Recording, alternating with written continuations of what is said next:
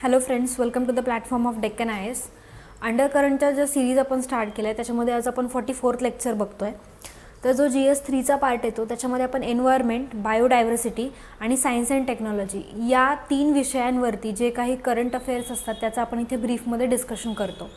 तर आजचा जो काही आपला टॉपिक आहे तो म्हणजे आहे की India that at the global clean energy action forum. ठीक आहे, तर global clean energy action forum काय आहे, ते कुठं कंडक्ट केलं गेलं, त्याच्यामध्ये इंडियाचा काय रोल होता आणि त्याचा आपल्यासाठी सिग्निफिकन्स काय होतं, तर हे सगळं या लेक्चरमध्ये आपण पाहणार आहोत. तर त्याच्या आधी आपण सिलेबस पाहूया. तर सिलेबसमध्ये कन्झर्वेशन आहे, environmental pollution and degradation, environmental impact assessment.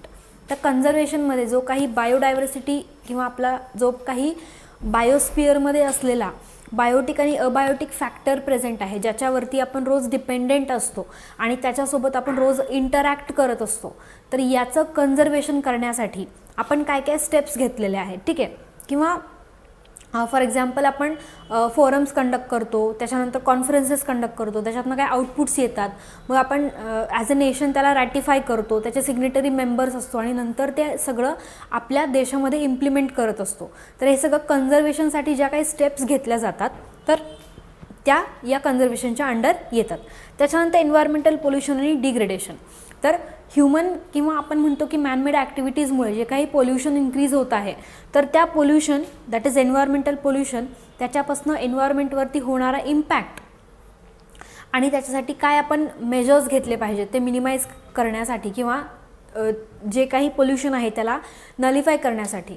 तर हे सगळं याच्या अंडर येतं. आणि नंतर एन्व्हायरमेंटल इम्पॅक्ट असेसमेंट जो आहे, तर त्याच्यामध्ये जो काही आपण डेव्हलपमेंटल प्रोजेक्ट जो एन्व्हायरमेंटमध्ये इम्प्लिमेंट करत असतो, तर त्याचे पॉझिटिव्ह आणि निगेटिव्ह इम्पॅक्ट्स इम्प्लिमेंटेशनच्या आधी किंवा एक कॅल्क्युलेशन की नंतर जो काही प्रोजेक्ट आपण इम्प्लिमेंट करतोय तर त्याचा इम्पॅक्ट काय असणार आहे एन्व्हायरमेंटवरती, तर याचं जे काही कॅल्क्युलेशन आहे तर त्यालाच एन्व्हायरमेंटल इम्पॅक्ट असेसमेंट असं म्हणतात. तर आज जो काही बघतोय आपण तर त्याच्यामध्ये एन्व्हायरमेंटल पोल्युशन आणि डिग्रेडेशन किंवा ग्रीन एनर्जी किंवा क्लीन एनर्जीकडे आपण जे वळत आहोत तर त्याच्याबद्दल आहे. तर global clean energy action forum, तर याच्यामध्ये India at global clean energy action forum. तर याच्याबद्दल थोडं बघूया. तर at the global clean energy action forum 2022 at Pittsburgh Peninsula in the United States, India's role. तर आता हे इथे कंडक्ट केलं गेलं होतं युनायटेड स्टेट्समध्ये, तर त्याच्यामध्ये इंडियाचा काय रोल होता, आपण कुठल्या विषयांवरती जास्त एम्फसिस दिलं होतं, तर sustainable बायोफ्युल्स play a key role to reduce greenhouse gas emission from the transport sector. तर आपण आधी लेक्चर्समध्ये पाहिलं होतं की इलेक्ट्रॉनिक किंवा इलेक्ट्रिक व्हेकल्स जे आहे, ठीक आहे, इलेक्ट्रिक व्हेकल्स, तर त्याचं इम्प्लिमेंटेशन, त्याच्यासाठी घेतलेली जी फेम स्कीम आहे ती, त्याच्यानंतर इलेक्ट्रिक व्हेकल्सवरती आपण का भर देत आहोत, त्याच्यानंतर ओझोन डिप्लिटिंग सबस्टन्सेस त्याच्या रिडक्शनसाठी, त्याच्यानंतर ओझोन कन्झर्वेशनसाठी मॉन्टेरियल प्रोटोकॉल जो होता, तर या ज्या सगळ्या गोष्टी आहेत त्याच्यासोबतच आपण काय करत आहोत की जो काही green clean energy action forum आहे तर तिथे आपण एम्फसिस केलेलं आहे की सस्टेनेबल बायोफ्युल्स जे आहेत, ठीक आहे, बायोफ्युल्स, तर याच्यावरती जास्तीत जास्त भर देऊन आपण ग्रीन हाऊस गॅसेसचं जे काही इमिशन आहे तर ते आपण इथे कमी करू शकतो आणि त्याच्यामध्ये आपण एन्व्हायरमेंटलसाठी किंवा एन्व्हायरमेंटमध्ये आपण पॉझिटिव्हली काय करू शकतो, कॉन्ट्रीब्यूट करू शकतो. तर इथे बघा, the global clean energy action forum 22 याच्यामध्ये US that is United states first time hosted it at Global Clean Energy Action Forum, a joint convening of the 13th Clean Energy Ministerial and 7th Mission Innovation Ministerial. तर जे 13th आणि 7th Ministerial होतं तर याला jointly इथे host केलं गेलं होतं US मध्ये. तर याचा थीम काय होता, ठीक आहे, तर रॅपिड इनोव्हेशन आणि डिप्लॉयमेंट. तर रॅपिड इनोव्हेशन हा त्याचा थीम होता. तर त्याच्यामध्ये accelerating the pace of scale innovation through collaboration and shared strategies of development of clean energy technologies. तर ज्या काही एनर्जी सध्या आपल्याकडे अवेलेबल आहेत तर मोस्टली आपण काय आहोत की आपण फॉसल फ्युल्सवरती जास्तीत जास्त डिपेंड आहोत सध्यासुद्धा. तर या कंडिशनला आपण क्लीन एनर्जीकडे जे आहे ते जास्तीत जास्त वळलं पाहिजे आणि त्याच्यामध्ये इनोव्हेशन्स दॅट इज मोठ्या स्केलवरती इनोव्हेशन्स करून क्लीन एनर्जीला आपण काय केलं पाहिजे, सपोर्ट केलं पाहिजे. तर ऑब्जेक्टिव्स काय होते बघा की international clean energy leadership and collaboration in 2022 through interactive inspiring and impactful event spotlight global leaders. तर मेनी कंट्रीज कम टुगेदर, ठीक आहे, म्हणजे खूप सारे देश एकत्र येतात, ग्लोबल लीडर्स आपण ज्याला म्हणतो. त्यानंतर आपापल्या कंट्रीजमध्ये जे काही टेक्नॉलॉजी आहे त्याचा यूज करून आपण ग्रीन एनर्जीला कसं प्राधान्य देऊ शकतो किंवा प्रायोरिटी लिस्टवरती ग्रीन एनर्जीला ठेवून जे फॉसल फ्युल्सची डिपेंडन्सी आहे ती कमी करू शकतो किंवा alternative to the fossil fuel आपण काय आहे ते शोधू शकतो. तर हे सगळं करायचं आहे through an interactive, inspiring and impactful event स्पॉटफुल ग्लोबल लीडरशिप. तर ग्लोबल लीडर्स एकत्र येऊन इंटरॅक्टिव्ह वेनी, ठीक आहे, म्हणजे give and take of technology किंवा इनोव्हेशन्स जे आहेत ते, किंवा आपण म्हणतो त्याला शेअरिंग थ्रू, ठीक आहे. त्याच्यानंतर इन्स्पायरिंग म्हणजे एकमेकाला इन्स्पायर करणं, टेक्नॉलॉजीचा वापर करणं, नवीन टेक्नॉलॉजी किंवा जे काही सस्टेनेबल डेव्हलपमेंटल गोल्स आहेत त्याला अचीव्ह करण्यासाठी आपण काय करतो, इथे नवीन गोष्टींचा यूज करत आहोत through interactive method by global leaders किंवा ग्लोबल पार्टनरशिप. तर फुलफिलिंग दॅर क्लायमेट प्लेजेस. तर जसं आपण क्लायमेट प्लेज घेतली आहे COP26मध्ये की जे काही कार्बन एमिशन आहे किंवा आपण 0 कार्बन एमिशनपर्यंत जाणार आहोत, कार्बन न्यूट्रल जे आपलं फुटप्रिंट आहे ते 2070पर्यंत आपण 0 जाणार आहोत. तर ही आपल्या कंट्रीची प्लेज होती. आणि असंच जे काही ग्लोबल लीडर्स आहेत त्यांनी वेगवेगळ्या प्लेजेस घेतलेल्या आहेत.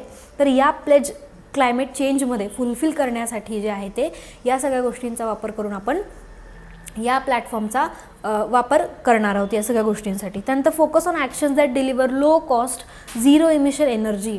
तर आपण जेव्हा एनर्जीचा वापर करतो तेव्हा ती लो कॉस्ट असली पाहिजे. म्हणजे काय की ती प्रत्येकाला परवडणारी असावी, ठीक आहे, म्हणजे लो कॉस्ट असावी. And energy future that provides opportunities for all, specially good paying jobs. तर जेव्हा इनोव्हेशन आहे तिथे एम्प्लॉयमेंट आहे म्हटल्यावर तिथे गुड पेईंग जॉब्स आहेत. त्याच्यामुळे तिथे काय केलं जाते की लोकांना पार्टिसिपेट करण्यासाठी एनकरेज केलं जात आहे, जेणेकरून की नवीन ब्रेनी आयडियाज जे आहेत ते इनोव्हेशन्स थ्रू आपल्याला इथे मिळणार आहेत. त्यानंतर India stand for the forum. तर इंडियाने काय स्टँड घेतला आहे या फोरममध्ये की international collaboration and acceleration to accelerate the clean energy. तर क्लीन एनर्जीला आपण ॲक्सेलरेट करतो आहे किंवा त्याचा जो वापर आहे त्याच्यावरती जास्त एम्फसिस करत आहोत. तर कसं की India has reported establishing 5 bio energy centres with interdisciplinary team on advance sustainable biofuels and using modern biotechnology tools. तर बायोटेक्नॉलॉजी जो काही एरिया आहे किंवा बायोटेक्नॉलॉजीचे मॉडर्न टूल्स आहेत तर जे मॉलिक्युलर आणि मायक्रो लेवलवरती काम करतात, तर अशा टूल्सचा वापर करून आपण 5 बायो एनर्जीचे सेंटर्स ओपन केले आहेत, ठीक आहे. तर बघा, बायो एनर्जी म्हणजे काय की जी एनर्जी लिव्हिंग किंवा बायोटिक फॅक्टरपासून मिळवली जाते तर that is nothing but the bio energy. तर अशाच एनर्जीचा वापर करणार आहोत आणि याच्यासाठी आपण 5 सेंटर्स जे आहेत ते एस्टॅब्लिश केलेले आहेत. तर त्याच्यामध्ये सगळ्यात मोठं कॉन्ट्रीब्युशन असणार आहे बायोटेक्नॉलॉजीच्या फील्डचं. तर इथे the mission integrate bio refineries launch by को लीड्स इंडिया अँड नीदरलँड्स. तर नीदरलँड्सचा सपोर्ट घेऊन आपण इंडियामध्ये काय करत आहोत की जे बायो रिफायनरीज आहेत ते एस्टॅब्लिश करत आहोत, utilising the key member to accelerate the innovation for renewable fuels, chemicals and materials for low carbon future. तर लो कार्बन फ्युचरसाठी आपण नवीन नवीन इनोव्हेशन्स कंट्रीजच्या हेल्प घेतो आहोत. That is sharing innovation, global leadership, global partnership. कशासाठी की लो कार्बन इमिशनसाठी किंवा जे काही ग्रीन एनर्जी आहे त्याला ॲक्सेलरेट करण्यासाठी. त्यानंतर India at clean energy showcase. It is one of the founding members of clean energy ministerial will be hosting in CME that is 1423. तर आपण एक फाउंडिंग मेंबर्स आहोत जे की 2023मध्ये आपण होस्टही करणार आहोत. त्यानंतर India is among the few countries in the world design cooling action plan with the long term vision addressing the cooling requirements across that sectors. तर India it is one of the few members that has designed a cooling action plan, ठीक आहे. कारण का heat जे काही global warming आहे तर त्याचं टेम्परेचर जे काही इन्क्रीज होत आहे तर त्याच्यामध्ये आपण स्वतःचा एक काय केलेला आहे कूलिंग ॲक्शन प्लॅन डिझाईन केलेला आहे. त्यानंतर India committed to ambitious nationally determined contributions reducing the emission intensity by 33 to 35% by 2030. तर 2030 आपल्याला काय करायचं आहे की इथे 33 to 35% जे कार्बन एमिशन आहे किंवा एमिशन्स आहेत तर ते रेड्यूस करायचे आहेत आणि नॅशनली डिटरमाइंड कॉन्ट्रीब्युशन्स जे आपण स्वतःच डिक्लेअर केलेत तर त्याच्यासाठी आपल्याला काय करायचं इथे काम करायचं आहे किंवा आपण त्याच्यामध्ये कमिटमेंट दिलेलं आहे. तर India is implementing largest renewable energy expansion program in world, investing the 5-fold increasing and overall renewable energy capacity in the country from 32 gigawatt to 175 gigawatt by 2022. तर 32 पासून 175 गिगावॅट एनर्जीपर्यंत आपण जात आहोत by using the renewable energy. ठीक आहे, renewable एनर्जीमध्ये mostly आपण solar आणि विंड एनर्जीचा जास्तीत जास्त वापर करत आहोत आणि we are the largest we are in the expansion mode and we are the largest we have the largest country that implementing the renewable energy or using the renewable energy. त्यानंतर and future आपल्याला future जे आहे 2030 पर्यंत that is 500 gigawatt पर्यंत 2030 मध्ये आपल्याला हे सगळं गोल्स अचीव करायचे आहेत. त्यानंतर clean energy ministerial and mission innovation ministerial याच्याबद्दल थोडं पाहूया. That is clean energy establish in 2009 December 2009 मध्ये एस्टॅब्लिश केलं गेलं होतं at UN's framework on convention climate change conference of parties in Copenhagen. तर जे आपण COP म्हणतो तर त्या COPमध्येच जी कोपेनहेगनला कंडक्ट केली गेली होती तर तिथे हे डिझाईन केलं गेलं होतं 2009 मध्ये. त्यानंतर पर्पज काय आहे की हे जे फोरम आहे आपण एस्टॅब्लिश केलं आहे किंवा हे मिनिस्टेरियल आहे जिचं एस्टॅब्लिश 2009 मध्ये केलं आहे तर त्याचं पर्पज काय आहे किंवा high level global forum to promote policies and programs that advance clean energy technology. तर क्लीन एनर्जीकडे जी आपली प्रायोरिटी आहे तर त्या एनर्जीकडे आपल्याला जायचं आहे विथ पॉलिसीज अँड प्रोग्राम्स. तर स्टेप बाय स्टेप मॅनरमध्ये काही पॉलिसीज इम्प्लिमेंट करायच्या आहेत, काही प्रोग्राम्स डिझाईन करायचे आहेत. तर या मेथडनी आपल्याला काय करायचं आहे क्लीन एनर्जीकडे जायचं आहे to share a lesson and learn best practices. जसं आपण एखादा प्रोटोकॉल किंवा एखादी गुड लॅबॉरेटरी प्रॅक्टिस डिझाईन करतो तर सेम वे इथे प्रॅक्टिसेस डिझाईन करायच्या आहेत आणि जे काही लेसन्स आहेत म्हणजे आपल्या पास्टमध्ये आपण ज्या काही गोष्टी शिकलो तर त्या शेअर करायच्या आहेत, एक्सपिरियन्स शेअर करायचे आहेत to encourage and transit the global clean energy economy. तर ग्लोबली शेअर करायचे जेणेकरून की आपल्यापासून दुसऱ्या कंट्रीज इन्स्पायर होतील आणि आपण जे काही प्रोटोकॉल्स किंवा पॉलिसीज इम्प्लिमेंट केल्या आहेत तर सेम वे आपला जो काही पॉलिसी पॅटर्न आहे तर तो तिकडे इम्प्लिमेंट केला जाईल. ठीक आहे, so this is one of the thing की इतका मोठा प्लॅटफॉर्म इथे आपल्याला त्यासाठी दिलेला आहे. त्यानंतर फोकस एरियाज काय आहेत तर याच्यामध्ये 3 ते 4 फोकस एरियाज आहेत. 3 फोकस एरियाज कुठले आहेत ते पाहूया. तर पहिल्यांदा आहे improve energy efficiency world wide. तर जी काही एनर्जी एफिशियन्सी आहे तर ती आपल्याला वर्ल्ड वाईड इम्प्रूव्ह करायची आहे फर्स्टली. त्याच्यानंतर एन्हान्स क्लीन एनर्जी सप्लाय.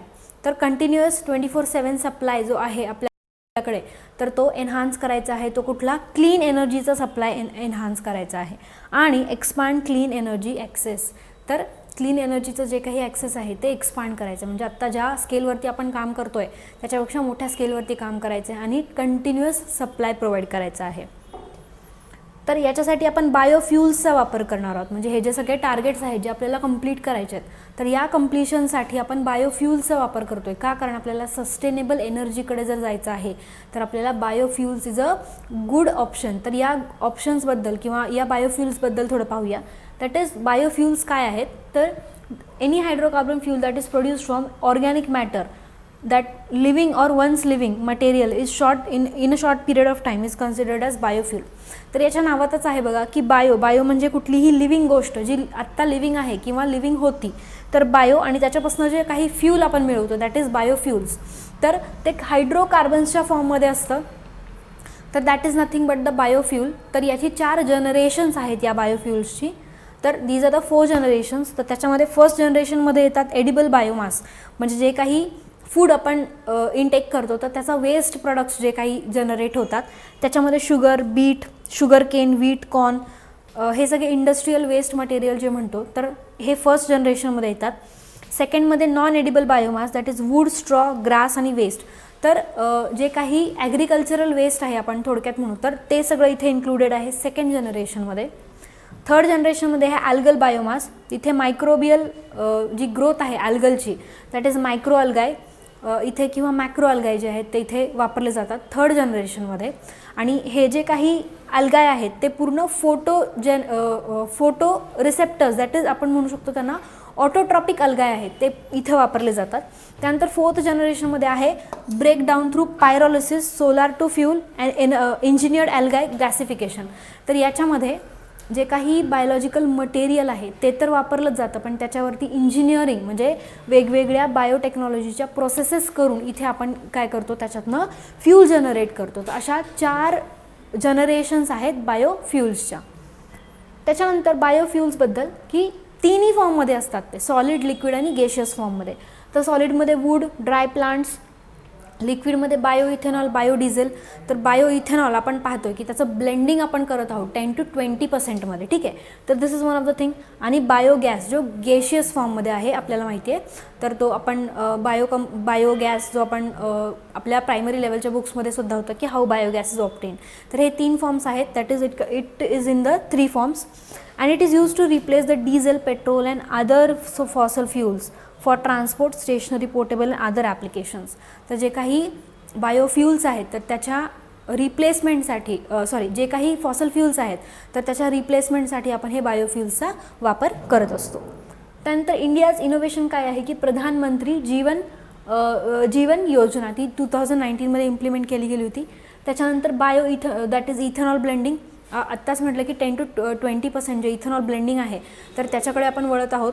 त्याच्यानंतर Gobar, that is galvanising organic bio agro resource, Gobardhan जी स्कीम आहे ती 2018ची. त्यानंतर RUCO, that is repurpose use cooking oil.